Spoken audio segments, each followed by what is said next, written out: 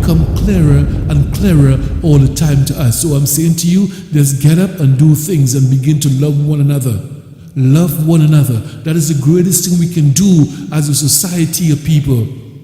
And I say to you, when we begin to confess the truth, whatever the truth may be to you, in your community, we as a race, and we see the falling of our people, listen to me. Just imagine 6 million people just in South Africa alone are poor. Just imagine that if you live in the Caribbean. Just imagine if you live in the United States. Just imagine that 6 million. Sometimes you don't even want to think about it, but we got to. So what I'm saying to you, and just imagine also too, in New York City, Rikers Island, around 3 million brothers in prison. Listen, something is definitely wrong. If you don't see something is wrong, we're not even talking about poverty in the Caribbean and in Brazil and those places. When we see the poverty rate in Venezuela, it's like you cannot believe these things. But if you stay in your community and you don't look outside your community, how are you going to know? How are you going to learn? You see, that is what some churches want us to believe. Only read their doctrine, only study their books. And they don't want you to look and see what's going on in the world. But I'm saying to you, look and see what's going on. You have eyes to see. See for yourself. Don't wait for another person to say, look, this is what's going on. You have eyes to see. God will bless you this way. Don't let anyone say to you, you don't have the education.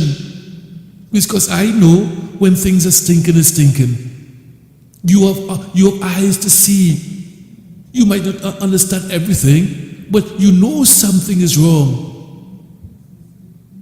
If you have those feeling, if you have that feeling something is wrong, well then something is wrong. Don't let anyone say your feeling is wrong when you're seeing something in front of you. You see, so don't make anyone say to you, you don't have the education, shut your mouth and sit in a corner. Nonsense. These things must change. Because nobody could feel your pain but you. Nobody knows when your tummy is moving at night and you don't have something to eat. You see, they don't understand that. They don't understand what to go to sleep with no food in your stomach. They don't understand that. You understand it, so you have the voice to speak. You know what to go to school sometime and nothing in your refrigerator. You know what that feeling is like. If you are a poor person, you understand me. You see, the rich can only sympathize, but they don't understand it. They don't feel that pressure. They don't know what it not to have to send your children to school and you have nothing to give them to eat. They don't understand that. They don't understand when your children or your child is looking at you with tears in the eyes. Mommy, give me something. Father, I need something in my stomach. They don't understand that. But I'm here to say to poor people of the world, enough is enough. Regardless you have the understanding, the education, the best university, you know that something is wrong. So stand up and say, this is wrong. Stand up and say, the wrong is the wrong. Don't let them push you in a corner as they usually do. You know, governments love to do that. They push you in the corner like you are some dumb or some foolish person, don't know what's going on. We always talking this nonsense. Why? Because they got you to believe in loyalty and not truth. Because you see, truth will question. And truth will question and question and question. It will allow you to question these people. That is what truth will do. Truth will never fail you. But loyalty will. When you loyal to nonsense, nonsense going to happen to you. This is what I'm saying to you. My brothers and sisters, get away from that loyalty. loyal to flag and loyal to countries and loyal. Listen, I know another country, a great brother, what they call soccer. I think they call it football in the Caribbean. Yes, football. And the brother team is losing a lot of money. I don't gamble, so I don't know. He's telling me, and his sister is telling me, our brother is losing all her money.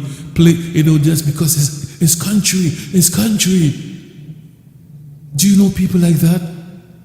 You don't have nothing in your fridge but your country. Going to take another break right here.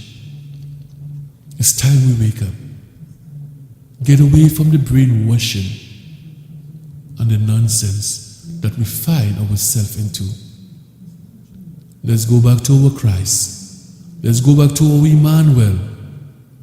What is Emmanuel? God in you. Same God in you, same God. This is the name you must call upon. When you call upon Emmanuel, you call upon yourself. The greatest self-esteem is God within you. Find that Christ in you. Listen to me. Remember, there's nothing greater than you. That is what the Bible says to us. There is nothing greater in you. Believe in yourself. Get that courage. Believe that you can do it. Let anyone disturb your peace. Don't let anyone discourage you. When you want to find that God deep inside you, get that Christ in you. Know that Christ lives in you also. That's the name Emmanuel. God is with you. God with you. Call upon the name Emmanuel is like calling upon your generation and generation and generation. This is you. This is how we're supposed to be. It's not about bragging, it's not about boasting. God is in you. Rise with that voice. There is no envy, no jealousy, no greed. There is no flesh. It's greater than what is inside of you. Let's remember that.